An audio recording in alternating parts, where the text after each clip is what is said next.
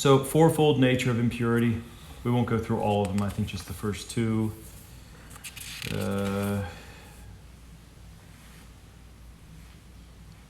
Anyways, we'll just take a look at it. Impurity is of four kinds. Firstly, in thought, where a man knowingly and without any resistance of will, and for the sake of evil pleasure, to which they give rise, indulge in unclean and dangerous thoughts. So just, you already know this, we talk about it a lot, but again, here you go with thoughts. And he makes it very clear at the onset, without any resistance of will, and for the sake of evil pleasures to which they give rise, indulges in unclean and dangerous thoughts. It's not just that you have some filthy thought come into your head. That's not a sin. You know it, but we got to keep saying it over and over again because people are nuts. So that stuff comes into your head. To will, without any resistance of will, that's a big problem. Wisdom 1:3 says, perverse thoughts separate from God.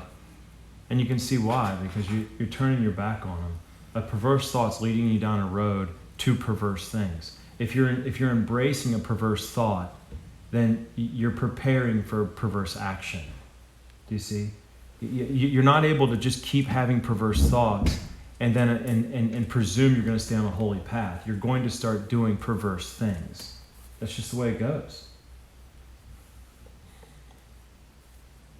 Whosoever shall look on a woman to lust after her hath already committed adultery with her in his heart, Matthew 5:28. The second, and this is probably more what we want to deal with, the second is where a man outside the state of matrimony indulges in sensual actions, embraces, kisses, touches, impure looks, words, and conversation, uniquely for the sake of sensual pleasure and to satisfy carnal passion. Obviously, this is graver than the first, since it involves exterior acts at the as the outlet for the urge of pleasure. If depraved thoughts, once the will assents, are sinful, plainly the sin is greater where thoughts are allowed to issue in acts. The use of the senses serve to but the senses serve but to provoke the mind yet more, and the latter, in her turn, evolves incitements to acts of lust grosser than ever. Do you see that? It just gets worse and worse. Involves incitements to acts of lust grosser than ever. Now those senses there, so you have a thought in your mind. The senses are nothing more than, so you have a little spark. The senses are what are throwing on firewood. They're adding to the fire. That's the passions. The passions is the fire, right? So that's the thing. If a thought comes into your head, you have to immediately just start doing war with the thought. If you embrace the thought, then your senses start to throw on more wood until that thought becomes an act that goes exterior. Some people think it's okay to, well, I think you'll even get into it here. Thus is all restraint abandoned. Thus an individual who wants to sin will allow for the senses to throw more wood on the fire so that the flame gets enraged and they have to abandon their reserve, their striving not to sin, because now they can blame it on something else, right? At least that's what it seems like. It's reckless abandon.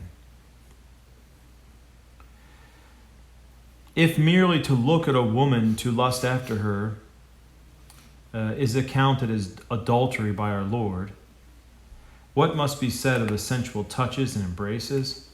Let no one then suffer the foolish delusion that nothing short of sexual intercourse or deliberate effort thereto can be accounted grave.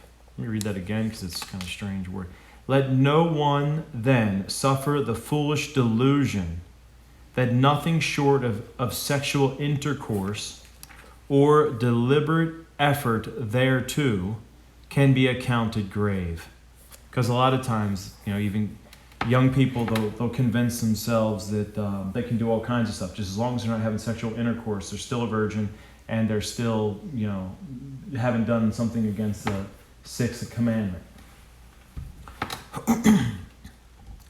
Actions that are in any sense to prelude to this are sinful. Prescinding, of course, because any of those actions, one, they're already impure, but two, they're setting you on the straight and narrow path to fall into sin, right? So, and actions that are deliberately meant to be alluring and suggestive. So, sights of a like nature and lascivious conversations are all inexcusable. Perhaps someone may affirm, as long as I have no evil purpose in view, I am quite entitled to indulge in amorous blandishments with someone of the opposite sex in order to foster a mutual love that is holy and uplifting. See that? There you go. And this is the way the mind works. David of Augsburg's really got it. I mean, that's just the way the mind works. That's because people normally don't intentionally do evil. They don't. They're doing a good thing until it slips into oblivion, right? Or at least they think it's a good thing. And then they slip right into oblivion. I am quite entailed to indulge in it. Is it amorous? Amorous blandishments with someone of the opposite sex in order to foster a mutual love that is holy and uplifting. See that? Good intention. My aim is to kindle within both of us the fire of charity. See that? And, as is well known, the love of God is nourished and developed by the love of one's neighbor. See that? See that? We easily... These are the thoughts that go through our heads. That's what happens. That's what happens. We justify. And should anyone argue in this strain, let him know that under guise of spiritual love, he is being deluded by carnal love and sensual delight. True love is spiritual. It needs no fictitious aid from the senses. On the contrary, as the latter gather strength and, as it were, force entry into the heart, the love that is truly spiritual weakens and grows cold. Do you see that? So, as this fictitious stuff starts to come in, real love grows cold. And that's where it starts to get attached to a different idea. So you have all these good intentions, and then this fictitious, these lies to the conscience. The tenderness of true love is to repress and supersede all that is in any way carnal. The tenderness of true love is to repress, a word you can't say nowadays because psychologists won't let us say, or psychiatrists. I don't really know the difference between the two fellows besides the medication thing. You're not allowed to say repress. But David of Augsburg wasn't a psychologist, so he says the tendency of true love is to repress and supersede all that is in any way carnal. Because if love, true love has to be on a spiritual nature. That's why anything that's spiritual, it has to supersede carnal, because carnal's that's natural, it's base, right? A man who acts on the assumption that such exterior blandishments are lawful because there is no ulterior evil motive is in reality guilty of 3 sins. In the first place, he exposes himself without necessity to the danger of grave temptation. That's why St. Francis immediately wants to eliminate that from the friars. Don't have conversations with women that aren't necessary, because you're already jumping in the fire a little bit. because you don't know. I mean, you can't go around presuming I'm a solid man of virtue that's never going to fall. Well, that doesn't. You can't do that. We either participate and cooperate with the grace given us to be a virtuous man, or we fall. There's no just saying I'm established now. I'm established. Do you see? It just doesn't work that way. That's called pride. In the first place, he exposes himself without necessity to grave danger of temptation. The imagination and thoughts of men's hearts, says Holy Scripture, are prone to evil from his youth. Genesis 8:21. And consequently, to dally with risk, though the occasion or opportunity for sin is not yet apparent. I mean, how would it be apparent? You're conversing by hitting those buttons on the telephone to another person, right? That has all kinds of stuff in there. You can send images, you can take videos, you can do all kinds of stuff and send this stuff back and forth. So, though the occasion or opportunity for sin is not yet apparent, is to undermine the will, and so to precipitate a fall. This often happens.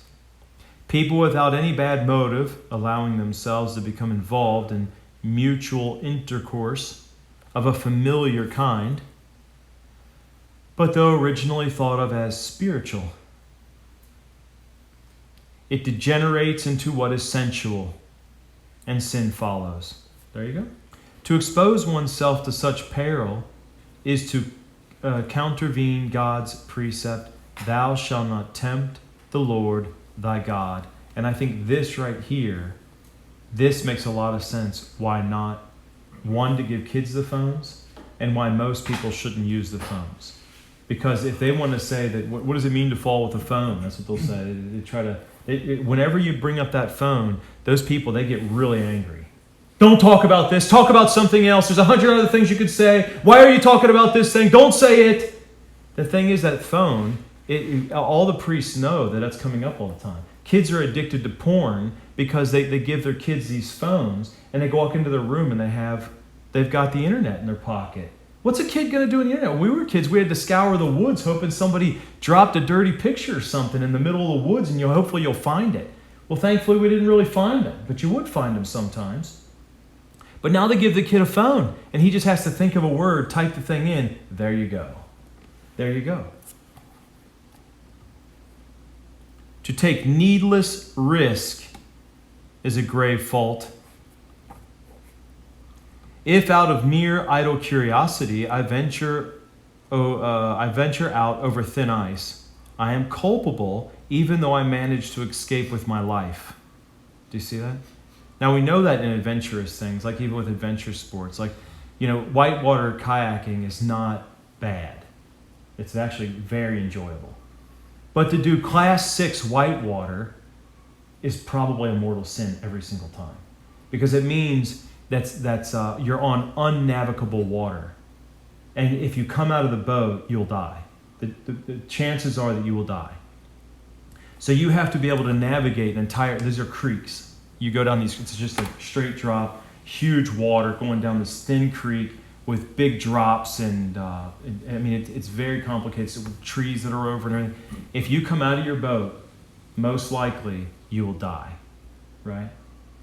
So to go do that, it's basically mortal sin. It'd be mortal sin to risk your life just to run your boat down a creek of that nature. To go down some creeks isn't bad, but a class 6 unnavigable creek, just for the kicks of it, would be because even though you escape with your life, there you go. That was probably a mortal sin. In the second place, what may be entirely innocuous. Oh man, I don't know. Innocuous for us. Innocuous for us. In others may be may give rise to temptation and sin. And should it do so, we are responsible, and thus fall ourselves into the pit we have digged for others. He cites Proverb 26:27.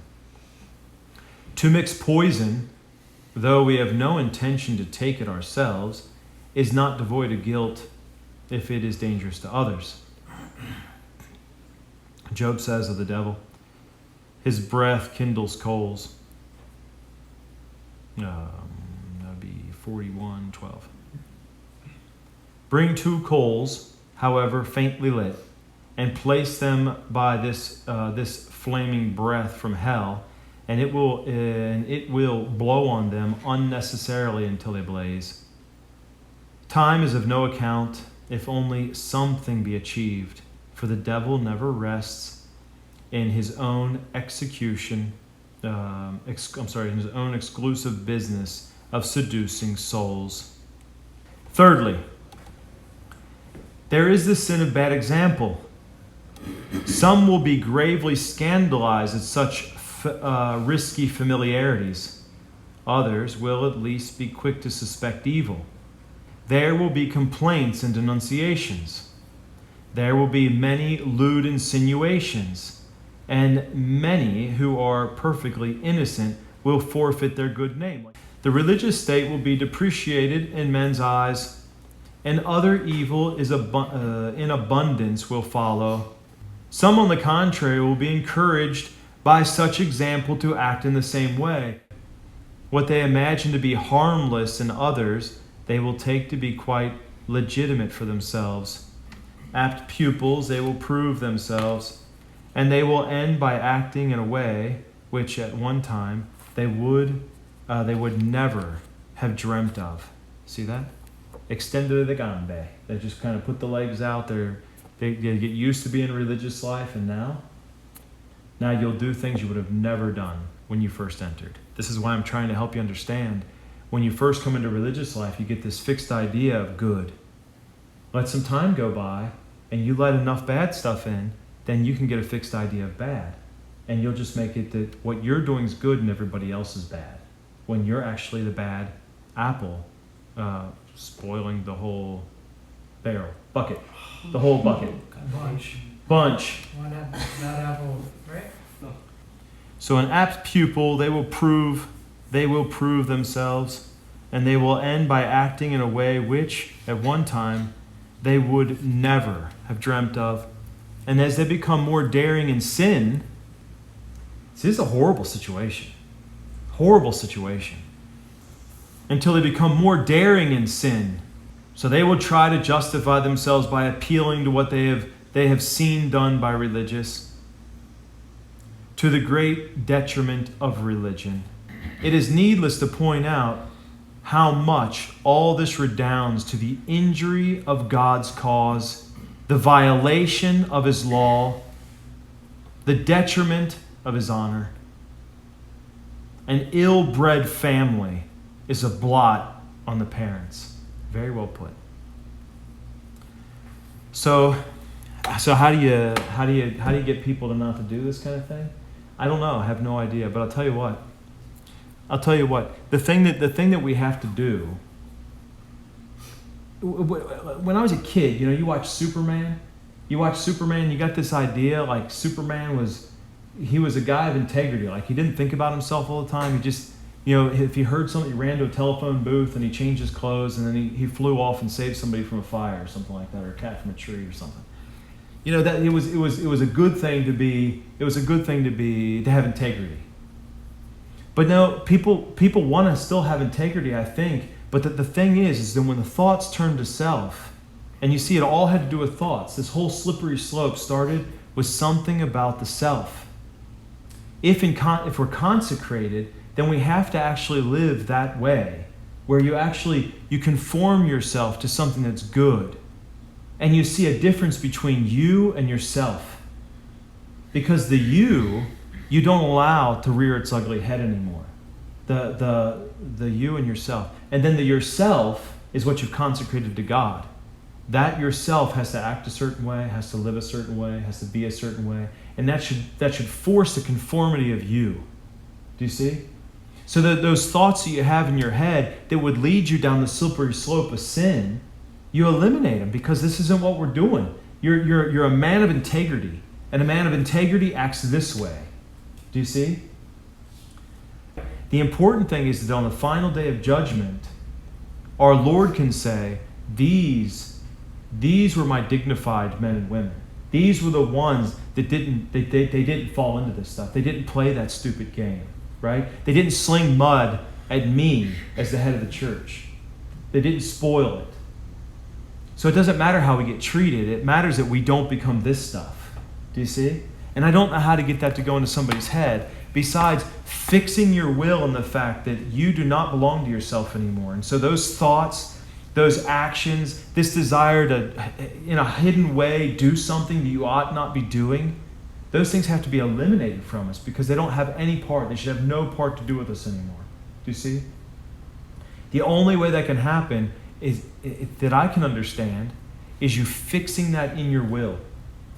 Those thoughts, those don't have anything to do with me. Those actions, those don't have anything to do with me. I won't enter into those. Now, can somebody still fall and make a mistake? Yeah, but there's a difference between somebody messing up because they get confused or they're tired or something like that, and there's something else of one act after another act of taking you down a slope of sin, right? I mean, conscientiously choosing to do something that's wrong and just keeping it a secret. As long as nobody sees, I'm okay. Do you see? And that's the problem today, is people don't really put a focus on the fact that you are being seen, even if other men and women don't see you. You have a guardian angel, you have the dear blessed mother, and you have God who's always watching you, right? And so if you live in their presence, they used to teach this to children. They would teach it to them when they were little kids. And so you grew up thinking about God and that you were in God's presence and you should act appropriately in God's presence. Now, as long as nobody sees your hidden life, you can be as holy as they'll believe you're holy. Do you see? But belief that somebody's holy isn't holiness. Only whether or not you're holy is. Even the belief that you're not holy isn't lack of holiness. It's only whether or not you're holy. Do you see? So I think that fixing of the will goes hand in hand with living in the presence of God so that we can know that there's somebody looking after us. Because if it is so important for us to be appreciated by fellow man, we don't want them to know the filthy, dark sins of our soul that we're not willing to eliminate from us. Well, then, if we can live in the presence of God, then we won't be willing to do those kind of dark, filthy things. Or is it the fact that we just don't believe in God? Do you see? All right.